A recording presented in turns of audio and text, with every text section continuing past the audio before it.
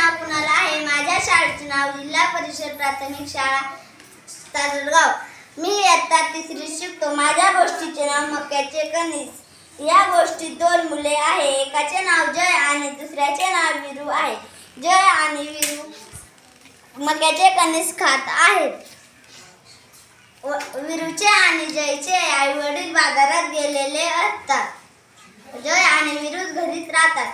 ते ठरवतात आपण एक संसार खेळ खेळूया आणि जय आईची भूमिका घेतो आणि वीरू वडिलांची भूमिका घेतो आणि वीरू ऑफिसमधून आल्याची नक्कल करत असतो आणि जय ट्रेमधून 2 कप चहा आणतो. तेवढ्यात दरवाजाची बेल वाजते आणि वीरू दरवाजा उघडायला जातो. तो की पाहतो काका मावशी आले आहेत आणि दोघे स्वयंपाक घरात जातात आणि वीरू काहीतरी शोधतो आणि जय चहा बनवायला सुरुवात करतो आणि तेवढ्यात वीरूची नजर टोपलीवर जाते.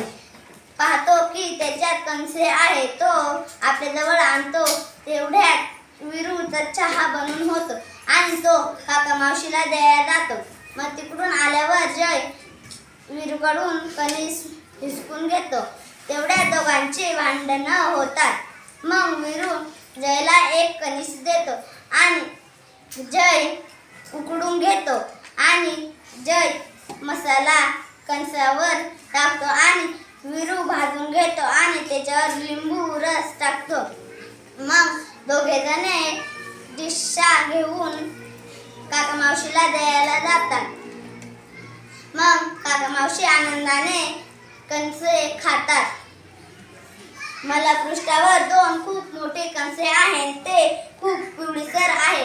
हे चित्र मला खूप आवडले आणि ते मी वहीवर काढले आणि ही गोष्ट ही खूप छान होती. धन्यवाद.